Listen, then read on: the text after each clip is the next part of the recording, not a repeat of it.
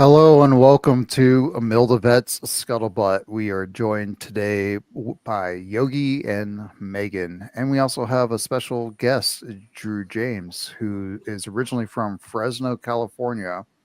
Drew James is a U.S. Army veteran who served 8 years, including deployments to Afghanistan during Operation Anaconda. He holds a degree in construction management and has dedicated himself to veteran advocacy, earning recognition as a Veteran of the Year in 2020 and previously servicing veterans as state surgeon. He currently serves as the state senior vice commander for the Department of Washington's VFW, that's Veteran Foreign Wars, leading initiatives focused on mentorship, training, and community partnerships, and policy advocacy. Drew lives in Snohomish, Washington, where he's helping local service members, mentoring veterans, and volunteering with nonprofits. Drew, welcome to Scuttlebutt. Thank you. Glad to be here. Welcome. So, brother, I kind of would like to hear what got you into the military, what inspired you to join the Army in particular. Well, military service runs really deep within my family. It goes way, way back. Both of my grandfathers served in World War II. Father was in during the Vietnam era. My brother happened to go in. He was Ranger, Green Beret, pretty high-speed guy. So it was almost like it was a calling. I looked at all the different branches, and ultimately I just decided to go with the Army, only because the Army could guarantee my job and what I wanted to do. So that really kind of drove the military, growing up in the military, not necessarily in the military, but growing up, kind of having that military background and kind of learning a little bit more about it kind of helped me drive towards that direction, because I really didn't have a clear path of what I wanted to do once I graduated from high school. So it was an opportunity to go in and, learn a little bit more about the military and kind of follow in the footsteps. And then so you did that, and now how was your transition? Did it start, or how did you end up where you're at now? I tell you what, when I got off of active duty in 2004, I'd already done 2 tours to Afghanistan by that point in time. Got out, tried to, reestablish back into the civilian world, thinking everything was going to be the same that it was. And, as veterans, we all know that everything changes while we're gone. The world keeps spinning. Unfortunately, it doesn't stop. Things aren't exactly what you remember. And of course, being a combat veteran, dealing with things overseas, seeing different things and learning about different cultures, you have a completely different perspective when you come back. And it's very tough to try to shut that off from what you know, because that's the new norm. So coming back into the civilian world was extremely difficult. Looking at the different types of resources, I knew obviously at that point in time that I had the GI Bill. I could go utilize it for college. So that was kind of the next step of the next game plan. But the hard part was really trying to interact back with society. Right when you're in the service, everybody has a purpose. They have a direction. Everybody executes what they're told. Getting back into the civilian world, that's not necessarily the case. Everybody's kind of free thinking. They kind of do what they want to do or don't do what they want to do. And a lot of veterans struggle with that on a day-to-day basis. So for me, it took a long time to kind of get there. I still, obviously being out for quite a bit now, there's still days where I still struggle. The hard part was at that point in time when I first got out, I didn't realize anything about PTSD. It was still somewhat new to that point. Like we'd heard the terms shell shock, that type of stuff from all the different generations. But you really didn't think about it as post-traumatic stress disorder. So when I left the service, I redeployed back prior to all of my other units. Coming back, I missed stop loss by a week in 2003. And so I didn't have the proper outbrief from the service. So when I happened to be in the Guard, they actually sent me back to doing that. And I sat down and they handed me a pamphlet for PTSD. And I started looking at all the symptoms and went, oh, wow, I've got everything except for the alcoholism. So this is a a concern, I probably need to start taking a look at this a little bit more seriously. So that's kind of the next step that I took while also trying to do the whole college thing. Had just gotten married at that point in time too. So starting a family, it was difficult trying to understand things. My wife didn't necessarily understand at that point either, kind of what was going on. So it took me a little bit to kind of transition into the college realm and get my college degree, probably 2010. I think 2011 is about when I got a bachelor's degree. So still, there's still issues on a day-to-day basis, just dealing with the civilian world. But what veteran doesn't have issues on a daily basis? We all do. When you were going to school, Drew, did you interact or go to the VRC at all? Were you was that something that had that activity on your campus? So at first I started out going to Fresno City College, just going to the typical, go and talk to the counselor, figure out what I needed to do for the benefits and kind of get things going on. Kind of struggled a little bit just because, we're younger, we're in school. It's, you're single, you're not married. It's just you. So all the decisions you make only affect you, not your entire family. So, I kind of bounced back and forth with that stuff. I knew very little about the benefits other than I know that I signed up for the GI Bill and I had $40,000 for college at that point in time. So I knew that's what I had for sure. Didn't know how it worked, didn't know what exactly I needed to do. So that was kind of difficult trying to navigate through that. But the counselors at school really helped out a little bit with the paperwork and everything else that we needed to do. I then ended up finding out about a program called vocational rehab through the VA. Excellent program, loved it.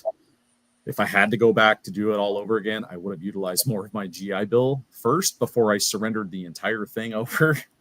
Because unfortunately, I think I handed over about $30,000 of the GI Bill to then go to voc rehab program. So it is what it is. Hindsight's 2020 now, but that was a very beneficial program. It was great. I loved it. They took care of everything for me. I ended up going to ITT Technical Institute, which unfortunately doesn't exist anymore because of their own issues. But, typically you only get an associate's degree through the voc rehab program. I happened to somehow get a bachelor's degree out of it and also earned an associate's degree in computer-aided drafting and design at the same time. So it was very beneficial. It was one of those things I really didn't have to worry about. They took care of everything. And once I got all the paperwork set up, I got all the grant money, all that type of stuff. So very good program. The downside is not a lot of veterans are aware about the voc rehab program that's out there. So it's kind of odd that I just got a phone call out of the blue for somebody to tell me all about it. Yeah, the vocational rehab, I think Yogi probably speak a little bit more on that, but I do want to ask you this. One, you were using the Montgomery GI Bill, correct? Yep. So when you hear about like the decision of when the 9/11 GI Bill came out, because we paid into the Montgomery GI Bill, and then the Rudisill decision came out because when they did 9/11, they essentially took everybody and said, "Hey, you either do the Montgomery GI Bill or you do the 9/11. You can't do both." Or you could do a mix of both, but you're only limited to 36 months. Well, the Rudisill decision added 12 extra months to the of the Montgomery GI Bill for those who are qualified. You had to have paid into the Montgomery GI Bill. So if you didn't do that, you're not qualified. And the best way, honestly, for everybody that's hearing this and is like, what is he talking about? Is actually go to the VA website, look up the GI Bill phone number on there and give them a call. There's actually pretty much no wait time. I called them a couple times and I've been able to just go straight to customer service, and they're very knowledgeable on that whole entire process. But my question is, because the 9/11 bill is 3 years and they only award you 1 year of your Montgomery GI Bill that you paid into, do you think 12 months is enough? I don't. I really don't. And this goes back to the transitioning service members, right? There's a lot of times where we're still trying to figure out what's going on. We're trying to get our feet back under us. We're trying to reestablish our life at this point. And sometimes it takes longer than just, a year, 2 years, 3 years, 4 years. I know that there's also a limit on how long you've been out of service with using the GI Bill, whether it's the Montgomery GI or the post 9/11, right? They kind of cap it at 10 years and says, hey, at this point, you lose it. Why should we lose it? We've signed a contract that says we get this money. There was nothing in the contract that stated we only get 10 years, right? So personally, I think it's a disservice to veterans. It's taking away a benefit that we likely specifically went to the service for, and we should be able to utilize that at any point in time within our life. So even if we want to go through and, let's say we've earned a degree in underwater basket weaving, for example, I'm just going to throw that out there. What if we want to change our career mid path? Now we're saying that we can't utilize our benefits that we had because now it's too late. Well, maybe our decision when we were younger wasn't the decision that we truly have a calling for or passion. So, I think there's obviously things that can be improved. It's just a matter of how we go about doing it, right? So it's obviously got to start at the lower level and work our way up to the higher level. And it's really going to be up to Congress and the VA to come to an agreement, and they're going to have to be the ones that unfortunately got to make the decision. But without us advocating for those types of benefits at the lower level where we're at, it's really just kind of okay, well, I guess we're just going to have to deal with it from the VA.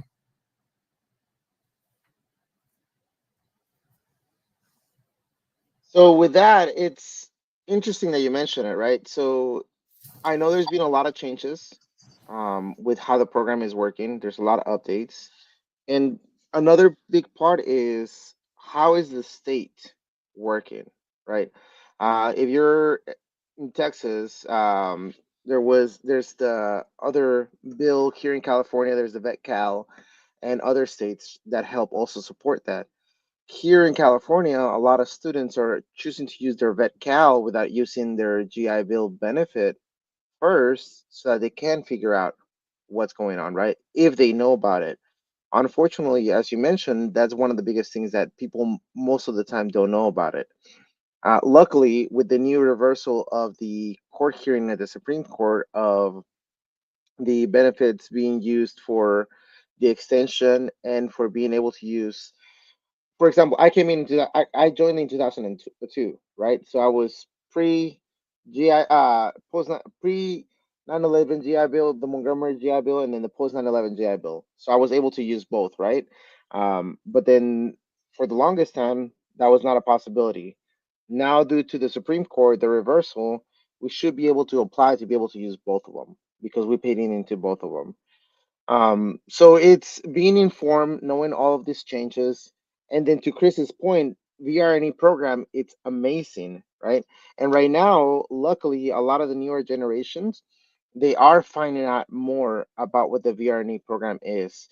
I have daily conversations with all of my peers in college right now about what the VRNE program is, how it works. There used to be a 1 year waiting time to process your paperwork, but luckily they've opened up to different providers to help process the claim and or the benefit faster. So that's been a lot easier to go into. Just like you said, there is a requirement to make sure that it's not an educational benefit. It's a placement, right? So with that, you need to make sure that you are aware of what job you want to do, right? So do your homework first. If you have no idea, have a conversation with a counselor. Be like, hey, these are the two or three things that I'm looking into doing. These are the resumes, because they're going to ask you for at least 4 or 5 resumes that talk about what the requirements for that career field is, right? So if you want to be a university professor, that requires for you to have a master's degree, right? That might be a conversation that you have, but it has to be in there, right? And as far as I know, from my little bit of digging that I did, that was the only real justified master's degree job placement that I could find anywhere, especially for engineering. Everything else just required a bachelor's degree with adequate career experience, right? And some certifications. Another beautiful thing about the VRNA program is that it will pay for those certifications if you work it properly, right? Plus, if you require some tools or a computer or different things, there's also that possibility if you work it properly, right? But just like you mentioned, the biggest problem is knowing when to apply, knowing how to apply, uh, and there's one more key beautiful thing that I want to share right now. If you started using your GI Bill, let's say to do engineering, right? And then you get accepted into the VRNE program for engineering, the VRNE program will basically erase and take over from the beginning and return your entitlement back if you talk to the VRNE counselor about that process. But it's again, knowing about that stuff, doing it. Um, but now, Drew, you are part of the VFW, right? What kind of programs and educational things do you guys do in your own space to be able to share this kind of information with your peers? Well, so each state, and I'm going to talk from the big level here. Each state typically has a department service officer, right? So they typically have most of the information. They have access to understanding what types of benefits happen to be within the state. Any VSO, and I'm going to throw out the Legion, the DAV, right? Because some VSOs are bigger in states versus others. Out here, the VFW is pretty big. So for us, like we've got 8 paid accredited service officers here in Washington State. We have a department service officer. I'm lucky enough to know we've got a National Veteran Service Director who handles pretty much the West Coast, and I believe it's from almost the Mississippi all the way to the coast. Very, very smart gentleman. These individuals have to go through training. They have to understand what types of benefits happen, not just at the local level, but also at the national level, working with VA to understand. So there's a lot of times where individuals will reach out to me directly. Hey, I had a family member pass. I don't know what to do. Who do I need to contact? Right. So we will get them in contact with those individuals. I've had people reach out to me from Massachusetts and Florida, and I'll go on there and I'll find out who their contact is in their local area, and I'll give them the contact information, and I'll even call up that individual and say, hey, just a heads up, I got contacted by so-and-so. They had a veteran that passed away in their family, and they need to know what types of resources and benefits they have available to them. So it's not strictly just the veteran specifically, but it's also family members. So we're here in Washington State. We're trying to get a little bit more communication out there to the veterans. There's some things that I'm going to be implementing here if I'm elected in the next couple of months as the state commander, that we're going to get the information out to our 23,000 members. Now, Washington State alone has over 502,000 veterans alone based on the last census. So there's a huge gap there between the VFW members versus all the veterans that are in Washington State. And it's trying to understand, how do we get this information out in front of those veterans that are there, which includes active duty, right? Guard, reserves, pretty much everybody. So there's some things that we've got to look at logistically on how we get the correct information out to those individuals.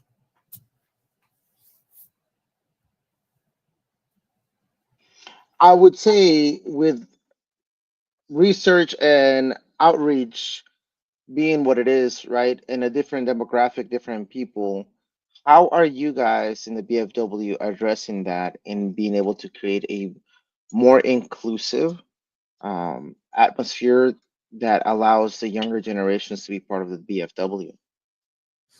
So the way that we look at it, right, is the VFW has kind of gone through some transitions based upon when it first started with the generations, right? Kind of started out way back when with the World War I guys and some earlier veterans, transitioned into the World War II, where there was a huge influx of younger veterans at that point in time. The younger veterans at that point were all about family type events and those types of things. And then it transitioned to the Korea War, to the Vietnam War. And obviously, based on how they were treated when they came back, they kind of utilized these organizations as kind of a hidey hole to get away from the animosity that they were getting from everybody. And I totally understand where they're coming from. But the younger generation, myself and I think that's all the way up until, now, where we're looking at, we've got families, we're busy. Our priority is not looking at the veteran service organizations. Our priority is the family. And what do we do? So if we can't eliminate the roadblock of, I can't do things because I've got a family, I'm busy, right? You hold virtual meetings, you hold events that are out there that are family friendly. That then drives the younger generation to come in and they want to be a part of it because it's, hey, we've got a big collaboration. They're family friendly. They want to do these things. And so it starts to kind of build things up a little bit more. When I took over as the post commander for the Ward Roney Jr. post in Monroe, we had 35 members and there was only maybe 2 or 3 of us that happened to be Iraq, Afghanistan.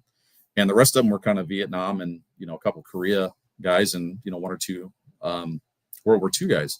So, I hit the ground running. I'm like, guys, let's utilize social media. Let's get more out in the community. Let's start to do these things. And we have exploded over the last 6 or 7 years. We have more than quadrupled our membership. We fundraise and bring in probably close to $75,000 a year that goes directly back into the local community with, scholarships for students. We do first responder type scholarships. There's all sorts of stuff. We're the second post in the nation that actually has an active art gallery. The other one happens to be in Denver, VFW Post 1. And so we took our model from them and opened up something small in the local community that we want local artists to bring and show off their stuff. So, we're looking at different areas and what things may work, what things may not work, but ideally it's getting the family involved from all areas.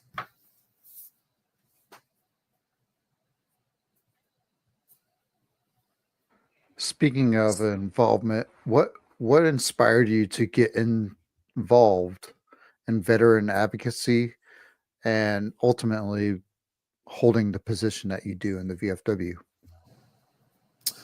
Well, it goes back, obviously it starts with the family roots. I've always loved military history, just, kind of talking with my grandfather a little bit more and talking with my dad and seeing my brother in the service. I really looked up to my brother when I was younger. So it was kind of that hard charging guy. All right, I'm going to go follow footsteps going to the service. And, I joined the VFW literally as I walked off the plane coming back from my second tour of Afghanistan. They happened to be right there, shoved the membership form in my face and was like, hey, you should join the VFW because you qualify. You just came back from Afghanistan. And of course, me being a young, I think I was at E3 at that point in time. Sure, why not? I'll sign up for a life membership. And I did. Well, I wasn't really involved with the VFW at that point. So I became a life member. I moved back to Fresno, tried to go to college. We happened to come across VFW posts at that point. I tried to get involved a little bit more just to get that camaraderie back, right? I really, really missed it when I got out of the service. And, a lot of veterans can relate to this. You miss that bond with your service members. Tried for a couple years to get involved with the VFW. For some reason, it didn't happen. We ended up moving up here, and I think it was about 2015. We did my VFW post actually did a very first 5K right there in Monroe. And so we happened to go on to Groupon and found it. And we're like, oh, hey, this is a veteran thing. Let's go do it. We'll go support veterans because, growing up in a veteran household, that's what you do. You help support veterans. And so, I went out there and kind of got to talk with everybody and got to understand things. And one thing led to another. I was there for 6 months and then elected as post commander and just kind of hit the ground running moving forward. And then I started to get involved at the district and the state level, looking at the programs and understanding how things worked a little bit more, because I really didn't get the mentorship that was there. Because unfortunately, the downside is sometimes we get elected into these positions, but you don't get the coaching, you don't get the mentorship, and then you're left to just figure it out. So we're ultimately set up to fail at that point. And I don't like being a part of a failed project or anything along those lines. So I started to do a little bit more research and look into things and understand how's the correct way? How should I be doing this? Let's work on it and focus on it. So as I started to get involved a little bit more and see how the state level was run, I started seeing some things that we need to improve on. So rather than being that guy that just says, oh, I'm going to complain about it and not do it, I decided I'm going to run for it.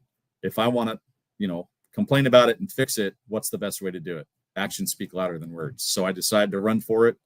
COVID, unfortunately, was right in the middle of my campaign to run for state surgeon. Unfortunately, I didn't win the first round. So I said, all right, let's go back into it again after, of course, getting the blessing from my wife and all my kids first. Ended up getting elected by a landslide. It was, really great. I happened to get Veteran of the Year the day before I was elected as the state surgeon. So I only got to wear my Veteran of the Year hat for maybe 8 hours. So, but yeah, and as I've kind of transitioned up through the ranks, I've made slight improvements. I'm starting to take away of the monotony of paperwork. Let's get rid of the paperwork. Let's focus more on the mission of what we need to be doing and get out in the community, engage with veterans, engage with the families, starting to get your name out there a little bit more. This way we can really focus on what we should be focused on.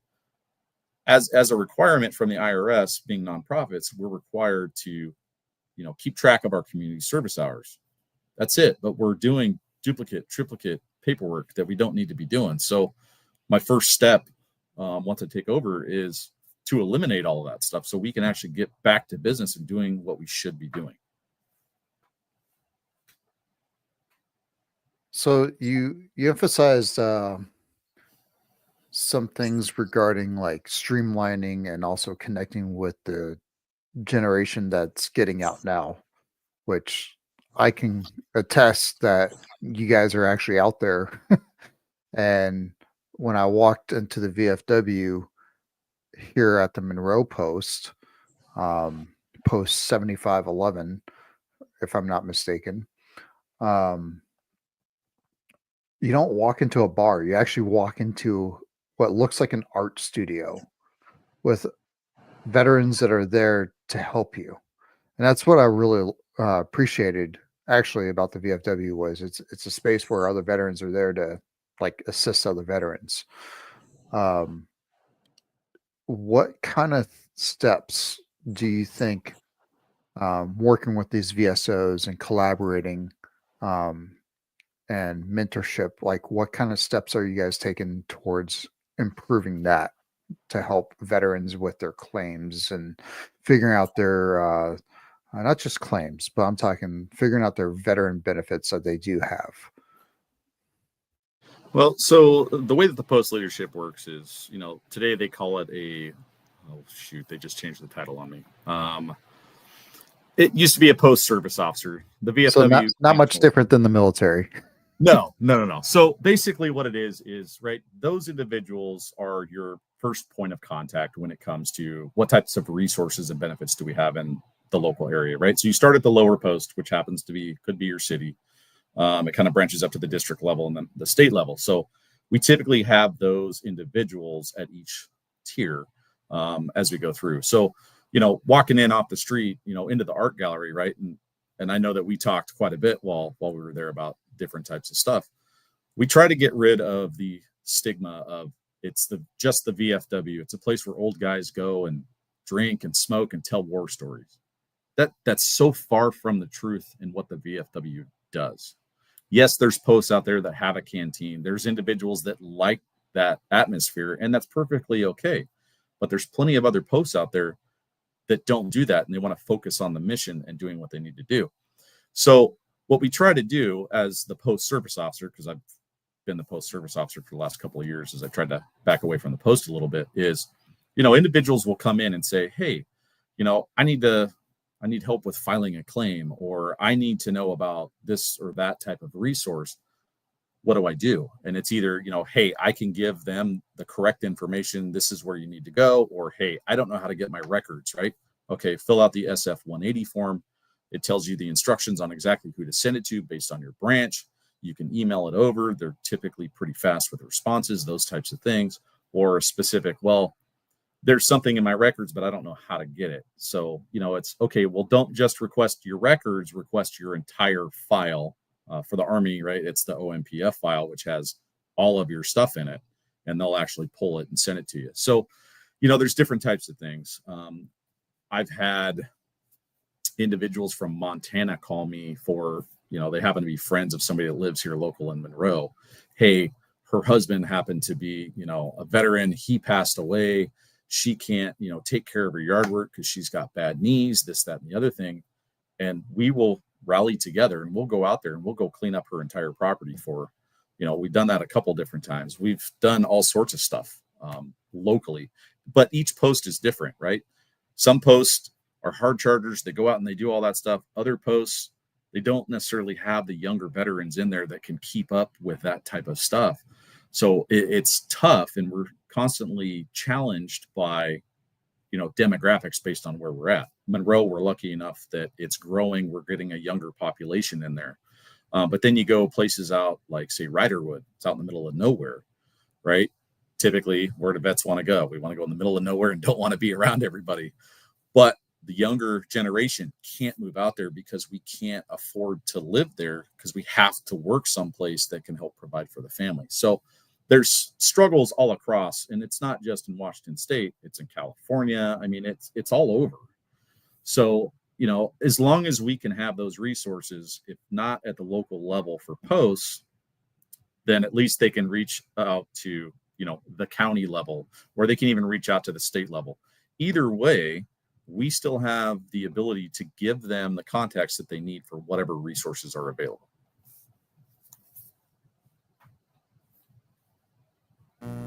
So, in a way, would you say that being part of the VFW has immensely helped you with your own transition? Oh, 100% it has.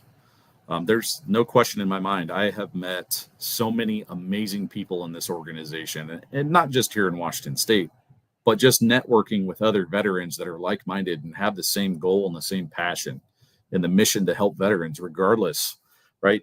You don't have to be a member of the VFW or combat veteran for any veteran service organization to help you. You just got to be a veteran or a family member of a veteran, and we're going to help you. That's what we are here to do.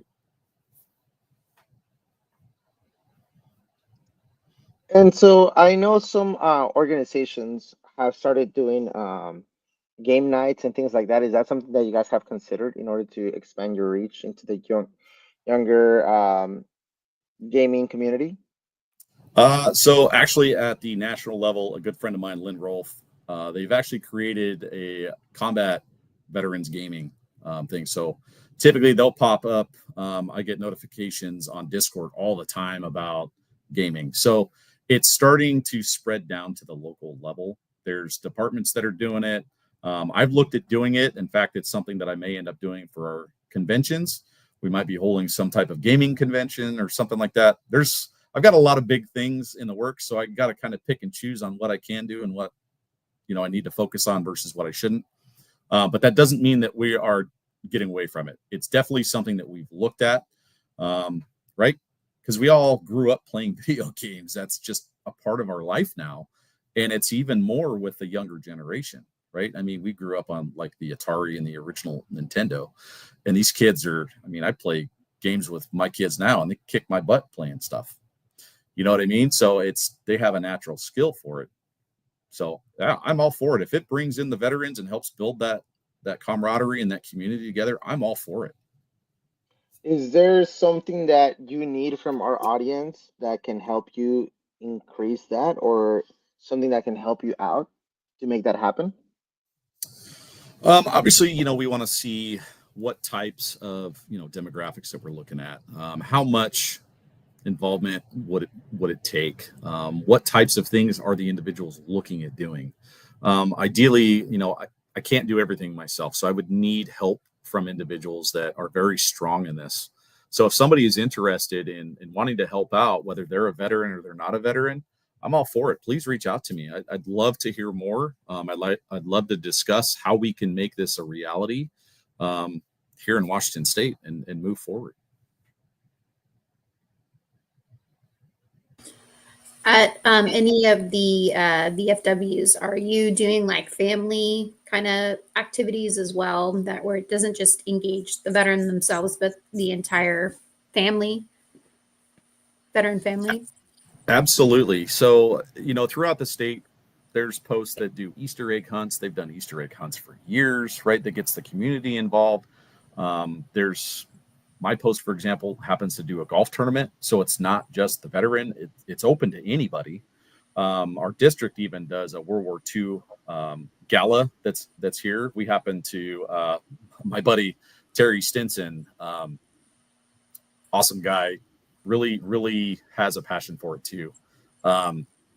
He set up the first gala last year, and we managed to raise $75,000 in one night for the entire district. So that is a huge feat for a first-time gala. Now, obviously, he set the bar here, and now he's got to go up a little bit higher. But I have all the faith and confidence in him that he can absolutely do it. So those types of events aren't just open to veterans. They're open to everybody. We try to open things up. Yes, the VFW is what they define as a private club, but that doesn't mean that we can't do events that are out in the community, right? Other VSO organizations do the same thing. I know the Legion does as well. So it's really, you just got to look in your local area and see what's out there. They're doing things. It's just a lot of times veterans don't necessarily know that, oh, there's a VFW post here, or there's a Legion post here. I had no idea. I still hear it every day going into Monroe. There's a VFW post. And I'm like, how do you guys not know? We're everywhere. So, it really just kind of depends on what it is. Like I said, some posts are better at events than others, just based on kind of what's going on. Others try to focus a little bit more on the youth programs and the other types of stuff, so they don't necessarily get the opportunity to go out as much. It could be something simple as setting up flags at the local cemetery, right? Cemetery cleanup events, those types of things. They're out there. You just got to be able to find them. So you can call your local VFW post. Hey, what types of stuff do you guys do that's open for the community? Wreaths Across America is a huge one that a lot of posts do every year, right? In December. So reach out, ask those questions. You don't have to be a veteran to contact them. You can just ask to volunteer, just to volunteer. That's amazing. How are they, I guess, how are certain VFWs more successful about getting out the word that they're there? Because you just talked about like saying a lot of people don't know that they're there. So how can the VFWs do, like, do you have an example, or how can they do a better job of reaching out to find those veterans, to attract them, to bring them in? Because that's something that I hear all the time, that the veterans don't know. So it's like, how do we engage with them? Yeah, there's multiple different avenues. Obviously, we live in a world of technology now. So utilize the technology to your advantage, right? That's what I did when I first came in. We weren't utilizing technology. We were just relying on local word of mouth. But we started to get onto social media, Facebook, Instagram, right? X, I think is what it's called now, right? There's so many different platforms that are out there. TikTok, I guess, for however long it's supposed to be here. There's so many different avenues of utilizing social media that gains the attention of the younger veterans. But you also have to keep in mind that there's also the older veterans that refuse to utilize technology, right? My grandparents were the same way. Nope, not doing it. Don't care. Have no intentions of doing it. I talk with Vietnam veterans now that don't want to utilize technology to continue the path forward. I get it. It's something new. You're scared to utilize it, and you want to focus your time on doing other things rather than utilizing technology. But you have younger veterans that can utilize that technology and get the word out. So, that's just a piece of it. That's not counting, veteran stand downs where we happen to have, veterans claims clinics. We have the VA that will come out and help with medical or dental or those types of things. That's where we can really connect with those older veterans as well, because we get the information out about this veteran claims clinic and all that stuff. Then they come out, then we can actually engage with them and talk with them a little bit more.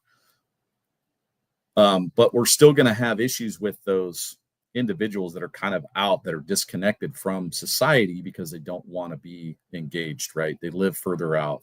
So kind of looking at how do we get engaged with those individuals? How do we get the word out? I know for Monroe, we've looked at getting some type of flyer that the city will actually send out to everybody, like say the utility bills, for example, right? Everybody typically will get a utility bill or water bill or something like that. So there's those types of opportunities to get the word out. There's multiple avenues. You just got to look and see what works best for your local area and utilize it to your advantage. I think having the city be able to send it out in like a utility bill is like a really cool idea because, and especially if it was like a community event, like where it wasn't like you didn't have to be a veteran, but it brought people to the VFW. I think that that would be like a really cool thing just to engage with the community and like just let them know that they're there because they might be able to also tell someone else that is a veteran that maybe didn't see that in the mail or wasn't really interested in going. And then maybe because someone else like, you know, friend or, you know, someone, they were able to attend the event with them. Yeah. And again, right, it's the hard part of sometimes there's veterans that don't look at it, right? Mhm. So, you know, we try to engage with local businesses. They've recently changed kind of the signage law up here in Washington State. So we can't have this ginormous VFW sign that says we're here in Monroe for everybody to see as you drive in, right? A lot of times we'll see that. I know it's all over in California. But right, it's you got to get the word out there to let them know that you're there.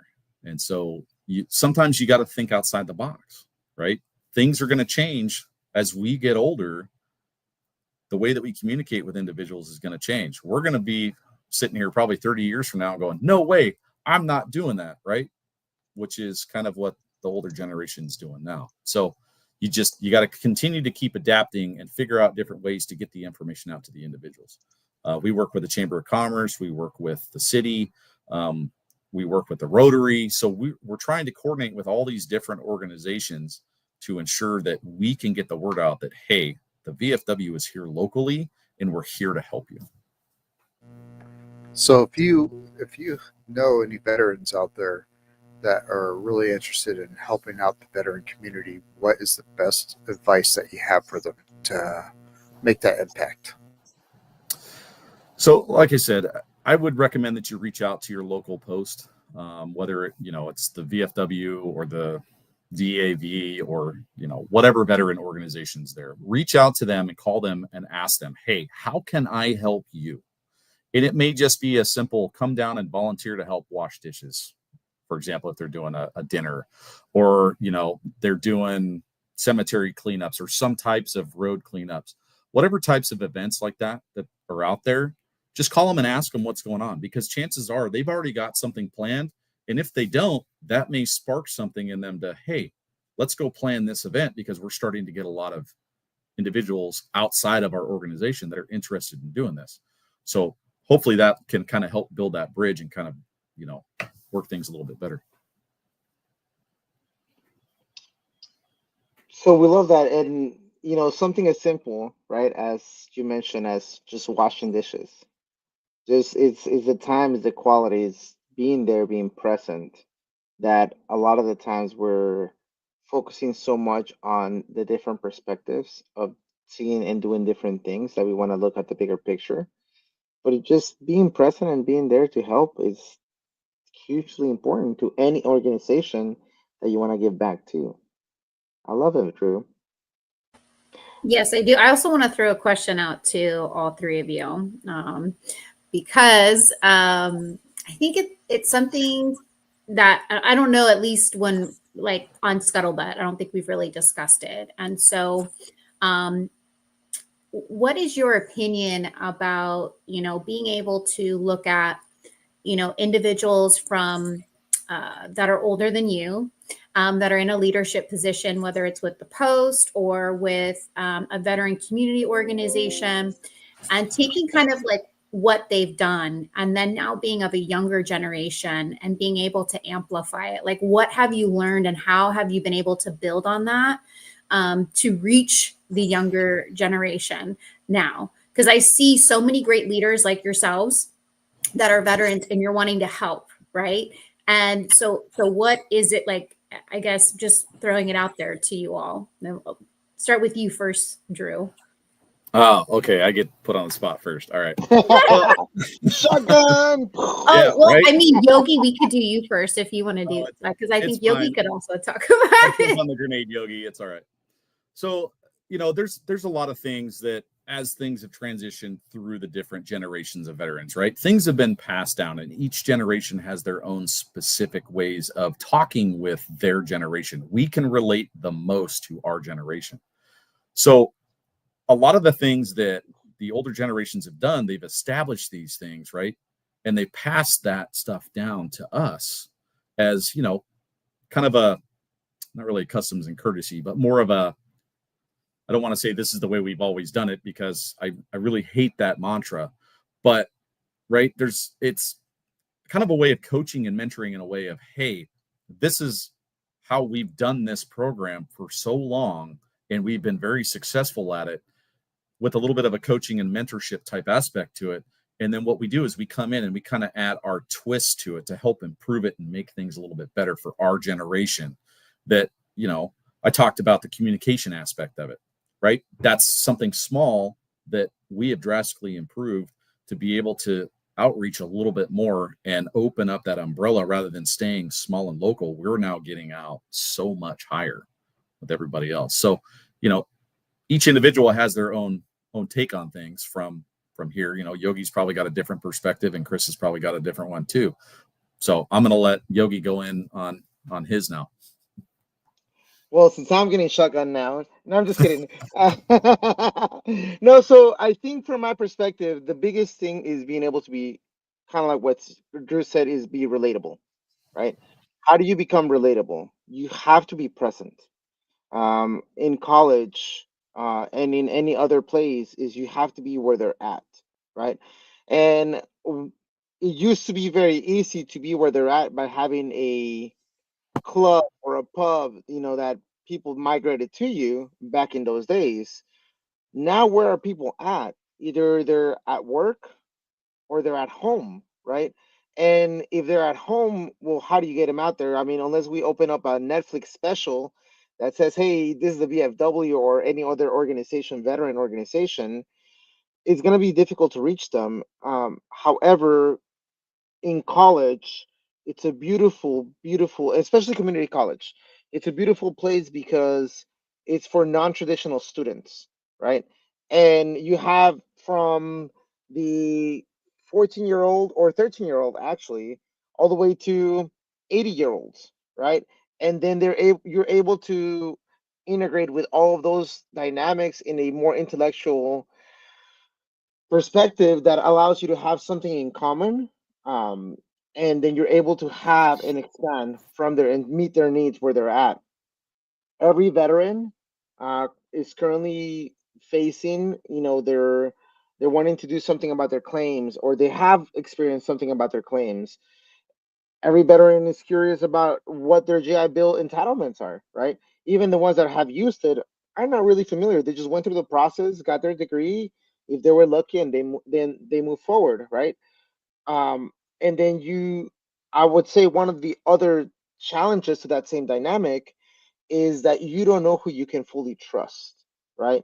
When you're especially thinking about the VA loans and our other, even the GI Bill, you don't know what organization is truly good for you, and that you're actually going to get your money's worth from that organization. So those are, I think, some of the challenges. But I really do think that interacting with more people, having more groups, that you're able to be there and be present and get them out of their house. I think that's what everybody's really looking for, but they're not really looking very hard, if that makes sense. Your turn, Chris. You know, first off, I think that it's not said enough that the veterans that came before us and achieved so many great achievements is just not honored enough. Because think about it like this: the Vietnam veterans did not have the support system that we have today, and it was Vietnam veterans that were out there, feet on the pavement, bringing up awareness to our communities at a whole and helping us get what we have today. I think we're taught this in the military, and that is to, you know, learn from our leaders. And when it's our turn, we got to start training the people around us. So I think if we have that mindset of, hey, this is temporary, I only hold this position or this podcast, the VFW vice chair position. I only hold this position for so long, and really, I'm graded on how well I turn over to the next person and how they get to that next milestone. So I think with that mindset, we can achieve a lot more instead of just thinking it's all me, all mine. It's all about us. It's all about the veteran.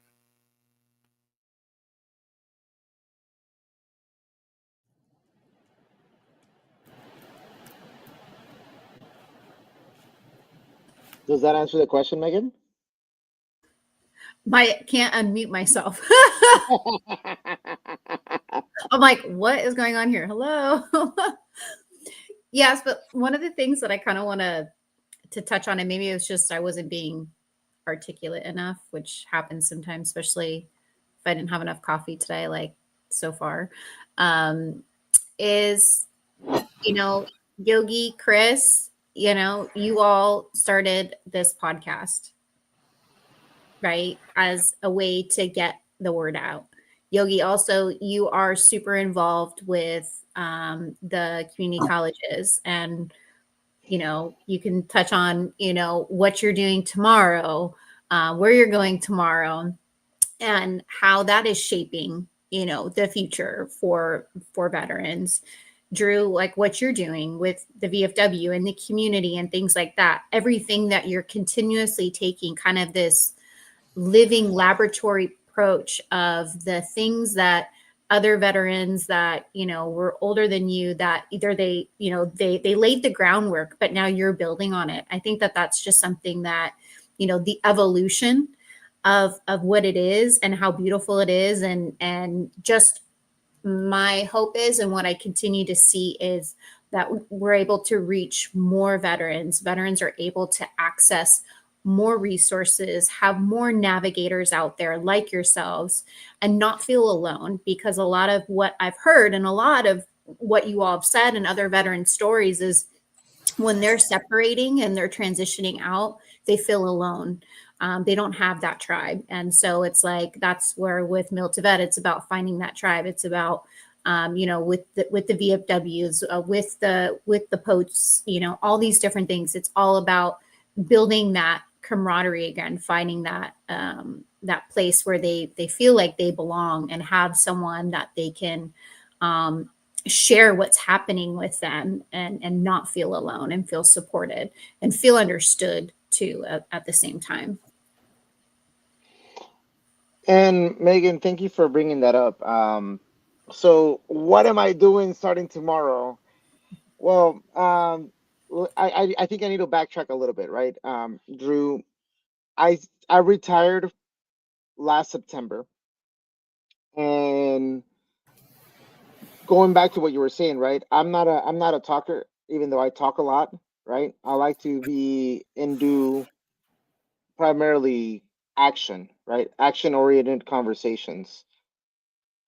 And so when I got here to my college, I started seeing a lot of things that to me could be done better, right? Not necessarily problems, but they could be done better. And I started getting involved. I found some things that I wanted to improve, and I became part of the Associated Student Government, the Veterans Center, and then I realized that my school was actually going miles to be going above and beyond to what was required around the state. And that brought me a lot of sadness, because if we're amongst the best, if not the best, then where's everybody else at? Some places don't even have veteran service centers, and that breaks my heart. So I started advocating. Then I became in touch with Student Senate of California Community Colleges, ran by Julie Adams, who's also a veteran. And I was part of Advocacy Academy, and that allowed me to have a voice and to see hundreds of students of different ages wanting to change the world and be fully involved. So I started the Veteran Caucus here for the state of California, representing all veterans across all the 116 community colleges, 2 million students. And tomorrow we're going to be going to Los Angeles and start what is called General Assembly. And hopefully, my position gets in, I was nominated to run for a position. We'll see what comes out of it. And I'm really excited to continue advocacy. We submitted 8 resolutions for veterans specifically, one for to have veteran representation in student government, another one to have education on the benefits that should already be happening, but they're not happening across all community colleges. Also, priority registration for the Gold Star members. As we know, veterans are now, we're in the veteran era, but family members and their dependents are usually forgotten about, right? So we wanted to make sure that they're all inclusive. And my mindset has always been, and this has been something that I didn't realize or think that I was going to have so much friction with. And one of my advisors told me, how could I be selfish? There are other communities that are underrepresented. Why are we veterans that already have enough need more? And my answer to that question has always been is like, well, why does it have to be just for us? Why can't we be the group that opens up that door and allows for other underrepresented communities to be represented, right? And move forward. And so I'm really excited about that, really looking forward to. And with that, Drew, I think there's a lot of opportunity for the VFW to reach those kind of audiences, especially like the students, to be able to move forward and have those your ward and get this new generation involved into what the VFW is doing and how we can incorporate that and move that forward and that mission and a vision. Absolutely, Yogi, and I 100% agree with you.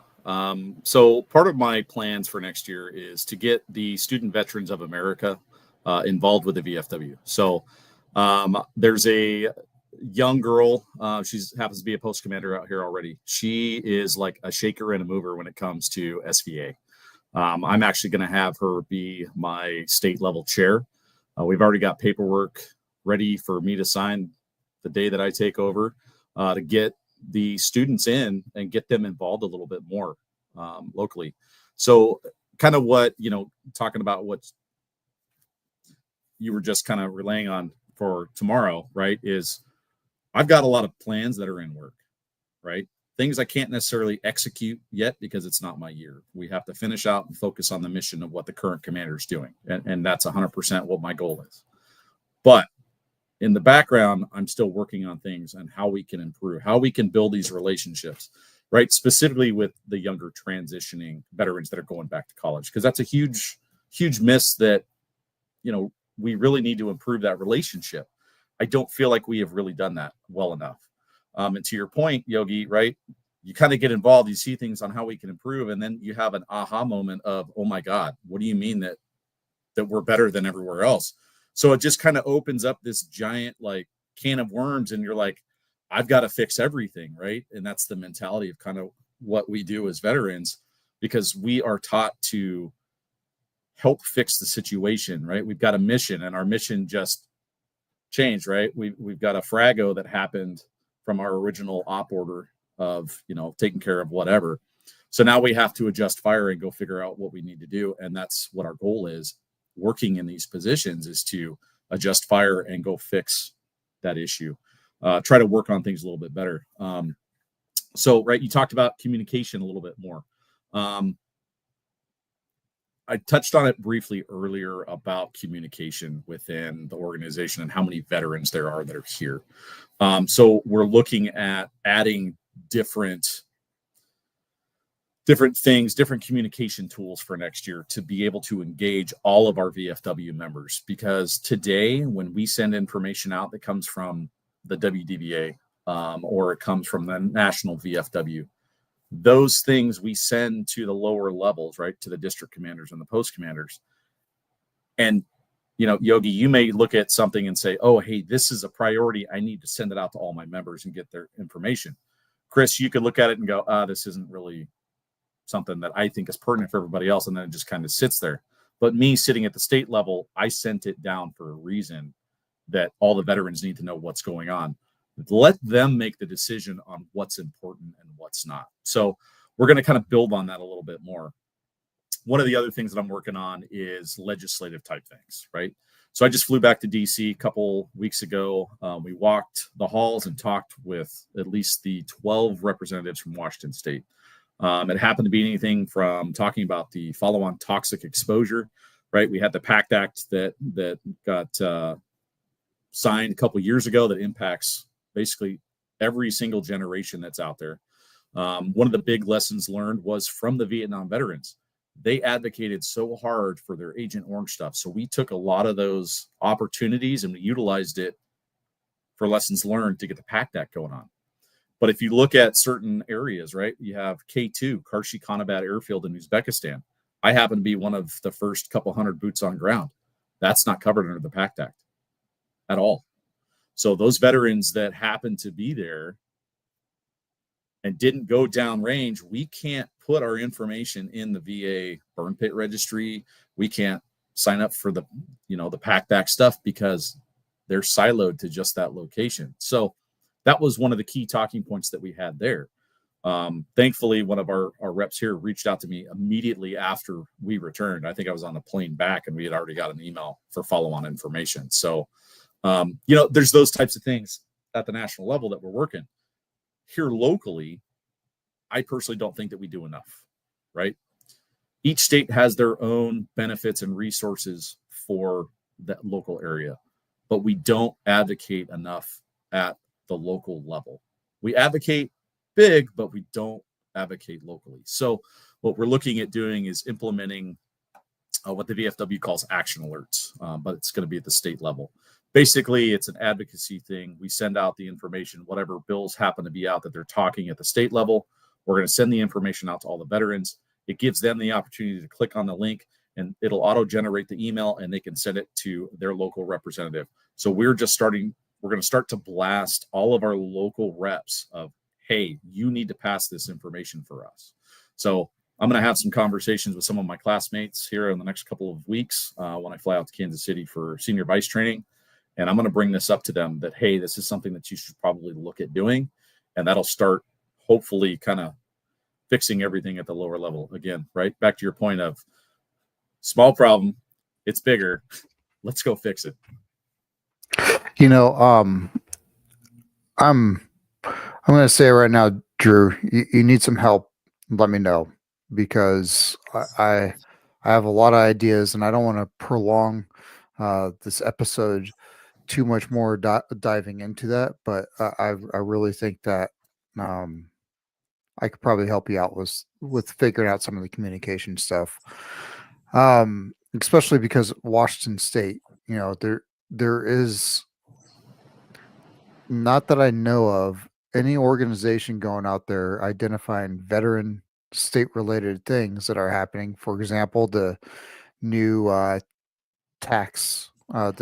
property tax tiered program that's happening.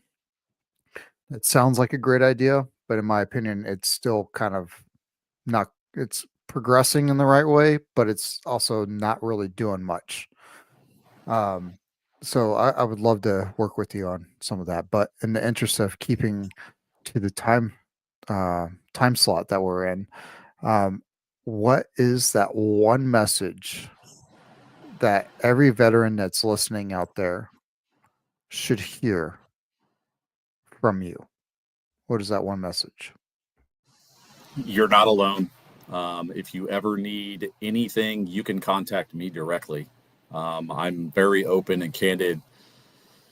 So if you need help, you have questions, you can call the state headquarters. I will get you in contact with somebody locally that can help you, whether it's from benefits or questions or anything along those lines. Please reach out directly to me. I'm pretty responsive. That's, I guess, pretty much the message is we're here to help, and if it's not us, who's going to help the veteran community, right? That's really what we're all about. We have to help ourselves, because as you see it every day, not everybody's here for us. We have to fight and advocate for ourselves.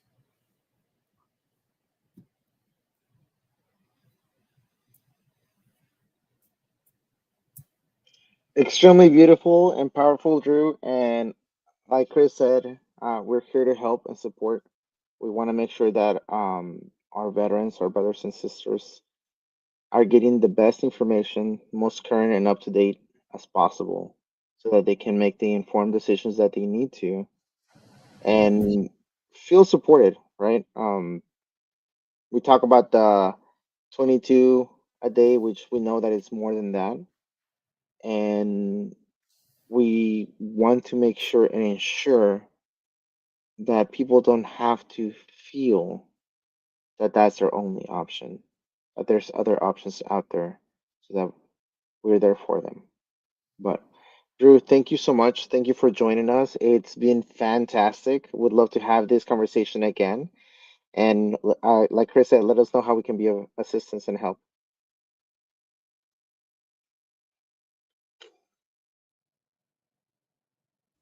All right, everybody. Hey, thanks for taking the time to listen to Scuttlebutt. Make sure you guys share it. Drew has a lot of amazing resources at his fingertips. So please hit him up. Like he said, you could reach him pretty easily at the VFW, and we will be posting his contacts so that way you could easily reach him. So for everybody that's out there, remember, it is your transition. So take charge of it. Mill the Vet out.